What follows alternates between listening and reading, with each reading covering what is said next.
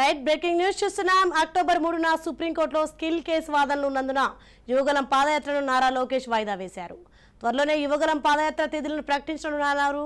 వాయిదా వేసుకోవాలని టీడీపీ నేతలు సూచించడంతో లోకేష్ నిర్ణయం తీసుకున్నారు.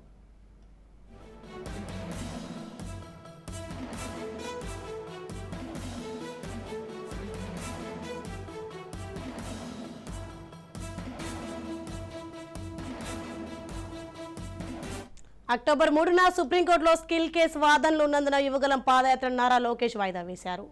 ఇదే విషయంపై మరింత సమాచారం మా ప్రతినిధి మోహన్ అందిస్తారు. మోహన్.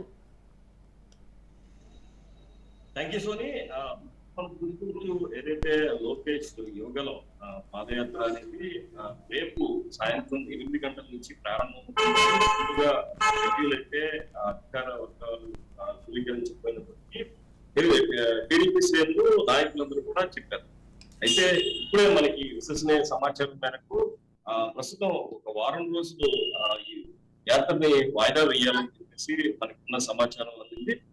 ఈ నేపథ్యంలో ఎందుకంటే రేపు నంద్యాలలో ఏదైతే చంద్రబాబుని అరెస్ట్ చేసిన ప్రాంతంలోనే టీడీపీ యాక్షన్ కమిటీని ఎవరైతే అనౌన్స్ చేశారో టీడీపీ జాతీయ అధ్యక్షులు చంద్రబాబు నాయుడు సూచన మేరకు లోకేష్ కూడా ఈ 14 మందిలో సభ్యులుగా కొనసాగుతున్నారు. ఈ 14 మంది కూడా రేపు నంద్యాలలో సమావేశం ఏర్పాటు చేస్తున్నారు. కానీ ఈ సమావేశానికి మనకి అందుతున్న సమాచారం మేరకు లోకేష్ వర్చువల్ గా ఢిల్లీ నుంచి జూన్ లో పాల్గొంటారని చెప్పేసి తెలుస్తుంది. ఈ నేపథ్యంలోనే ఇక్కడ ఏదైతే నంద్యాలలో ఈ మీటింగ్ లో మాత్రం ఎట్లాగా ఉంటది, ఇక్కడే సీనియర్ నాయకులందరూ కూడా లోకేష్ కి సూచన చేసే అవకాశాలు కనబడుతున్నాయి.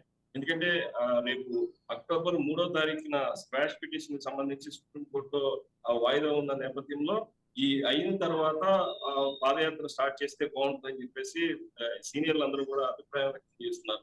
అదే మాట లోకేష్ కి ఇప్పటికీ చెప్పినట్లు ఆయన రేపు మీటింగ్ లో ఒక డెసిషన్ తీసుకుందామని చెప్పేసి ఆయన సూచించినట్లు తెలుస్తుంది. అయితే సీనియర్లు అందరూ కూడా ఇప్పుడు చెప్తున్న ప్రకారం మేరకు రేపు నంద్యాలలో ఏదైతే డెసిషన్ తీసుకుంటారో ఒకవేళ రేపు నైట్ కే నేను పాల్గొంటాను అనే ఆయన విస్మించి కూర్చుంటే మాత్రం డెఫినెట్ గా రేపు నైట్ కి పాదయాత్రకి సరిపడా ఏదైతే పాదయాత్ర చేయడానికి అన్ని ఏర్పాట్లు కూడా పక్కన చేసుకుంటూనే మరో పక్క వాయిదా పడుతుందని చెప్పేసి సీనియర్లు అందరూ కూడా చెప్తున్నారు. ఈ నేపథ్యంలో ఎందుకంటే ఒకవేళ పాదయాత్రలో పాల్గొంటే మాత్రం అరెస్ట్ చేయడానికి సిఐడి వర్గాలు ఉన్నాయని చెప్పేసి ఒక సమాచారం ఉంది. ఈ నేపథ్యంలో సిఐడి వర్గాలు కనుక లోకేష్ ని అరెస్ట్ చేస్తే మాత్రం పాదయాత్రలో ఖచ్చితంగా బ్రాహ్మణి పాల్గొంటే వైసీపీకి తీవ్ర ఇబ్బందులు ఎదురవుతాయని చెప్పేసి తెలుస్తుంది. ఈ వైసీపీ వర్గాలు కూడా ఇప్పటికే అరెస్టులు చేసే పరిస్థితి కనబడితే మాత్రం చంద్రబాబు నాయుడు ఇప్పటికే అరెస్ట్ చేసిన తర్వాత కొంత సానుభూతి పవనాలు తీస్తున్నాయి. మళ్ళీ లోకేష్ ని కూడా అరెస్ట్ చేసి బ్రాహ్మణి రోడ్ ఎక్కితే మాత్రం వైసీపీకి కొంత ఇబ్బందులు ఉంటాయని చెప్పేసి వైసీపీ వర్గాల్లో కూడా ఆందోళన ఉంది. ఈ నేపథ్యంలోనే లోకేష్ యువగలం పాదయాత్ర మాత్రం తీవ్ర మీమాంసతో ఉంది. గందరగోళ పరిస్థితి నెలకొందని చెప్పుకోవాలి.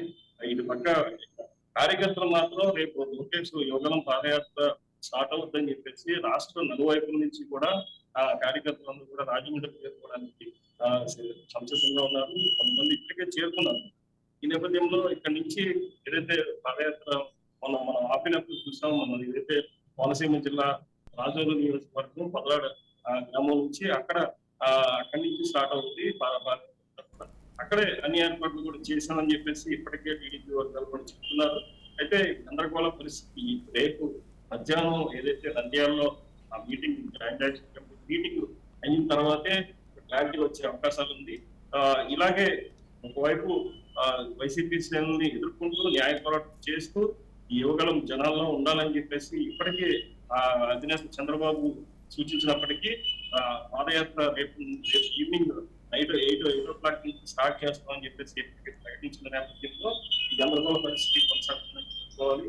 ఇంకా మరో 4 రోజులు కనుక వెయిట్ చేస్తే చంద్రబాబు ఉన్నటువంటి స్క్వాష్ పిటిషన్ కావచ్చు, ఇంకా హైకోర్టులో ఉన్నటువంటి పిటిషన్ కావచ్చు, ఇవన్నీ కూడా క్లారిటీ వచ్చే అవకాశాలు ఉంటాయి. అలాగే లోకేష్ కూడా ముందస్తు బెయిల్కి ఏదైతే దాఖలు చేస్తున్నారు అవి కూడా క్లారిటీ వచ్చే అవకాశం ఉంది. అవన్నీ వచ్చిన తర్వాత నిర్విధామంగా కొనసాగాలంటే మాత్రం లోకేష్ వారం రోజులు అయితేనే మంచిదని చెప్పేసి ఈ సీనియర్ నేతలు కూడా లోకేష్ కి సలహా ఇస్తారు. So right, thank you Mohan.